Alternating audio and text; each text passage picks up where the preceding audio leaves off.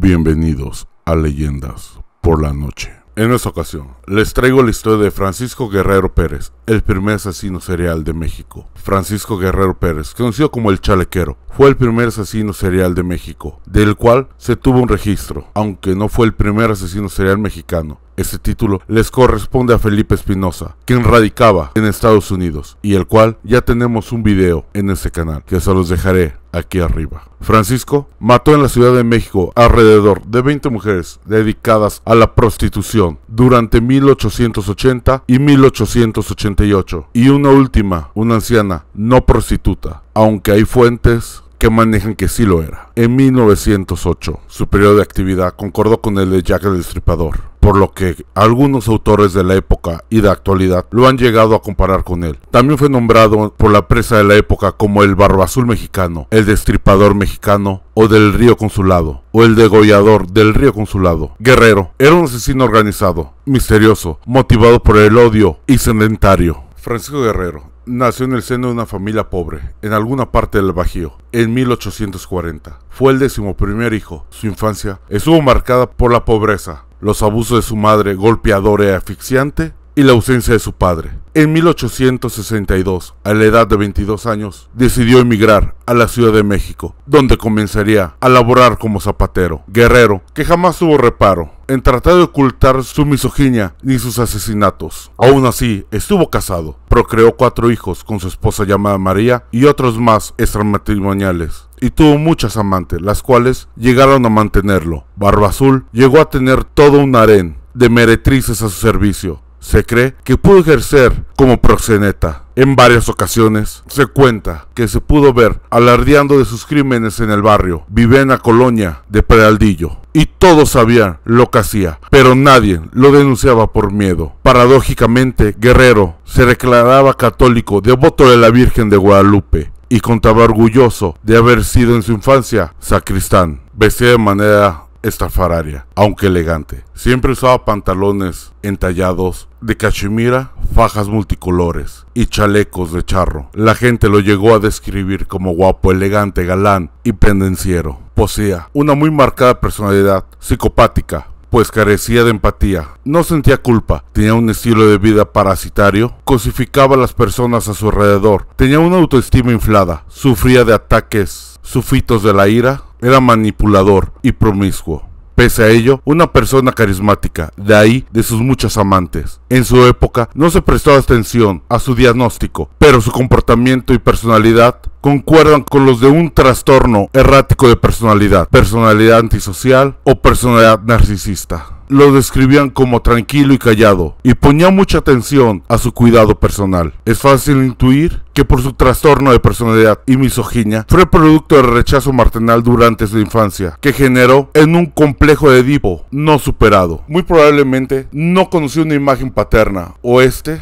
representó el patrón de violencia contra las mujeres, un padre golpeador. Pertenecía a un estrato social bajo y era prácticamente analfabeto.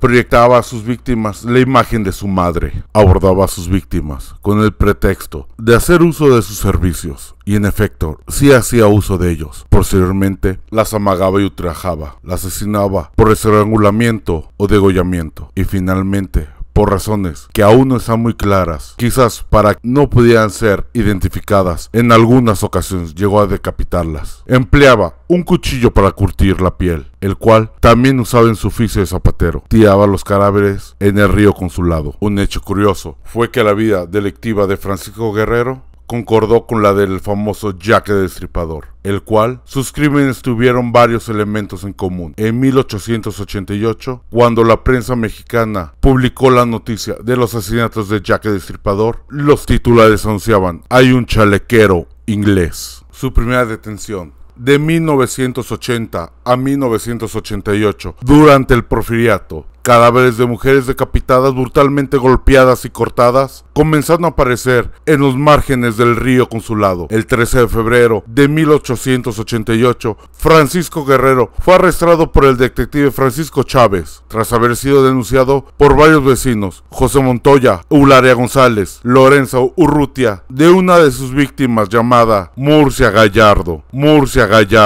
era una mujer pobre, dedicada a la prostitución. A principios de 1888 había sido violentada y degollada. Su cadáver se encontró a la orilla del río Consulado. La última vez en que se había visto con vida, se encontraba en compañía de Francisco Guerrero. Ya para entonces, Guerrero se jactaba abiertamente de sus crímenes dentro del bajo mundo del arrabal, pero al verse atrapado, negó todos sus crímenes. Francisco Guerrero solo fue condenado por la muerte de Murcia y la agresión a Emilia. No se pudo comprobar su responsabilidad en los demás crímenes. En un principio, como dictaban las leyes, fue sentenciado a la pena de muerte, pero el mismo Porfirio Díaz revocó la sentencia y lo sentenció a 20 años de reclusión en la prisión de San Juan de Uluria. En 1904, por error, recibió el indulto. Pocos años después de haber sido liberado, justamente el 13 de junio de 1908, Francisco Guerrero fue aprehendido por segunda vez por el asesinato de la anciana, que jamás fue identificada plenamente. Tan solo se supo que se llamaba Antonia,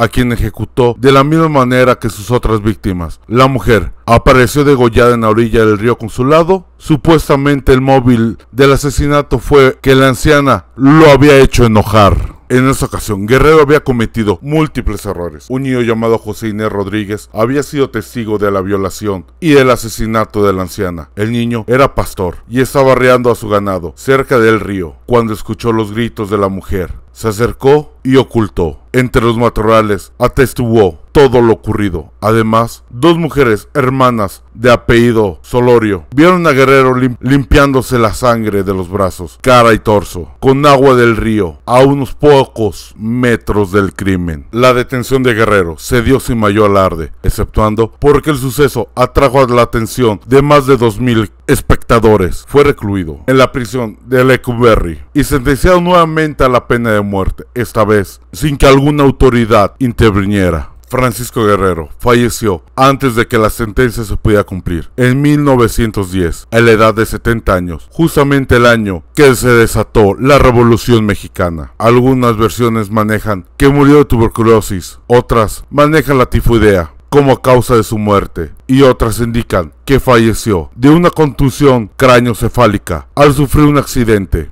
Hasta la fecha no se sabe a ciencia cierta cuál fue la verdadera causa de su muerte. Solo se sabe que el signo final de la patología tromboembolia cerebral. Fue encontrado inconsciente en su celda. Posteriormente fue trasladado al Hospital Juárez, donde falleció. Jamás mostró arrepentimiento por sus crímenes. Recuerda que si nos quieres compartir una de tus leyendas favoritas o una vivencia que te haya ocurrido, me la puedes compartir y yo con gusto la daré a conocer por este medio. Si fue de tu agrado este video, por favor, comparte y regálame un like, que eso motivará a que sigan los miedos.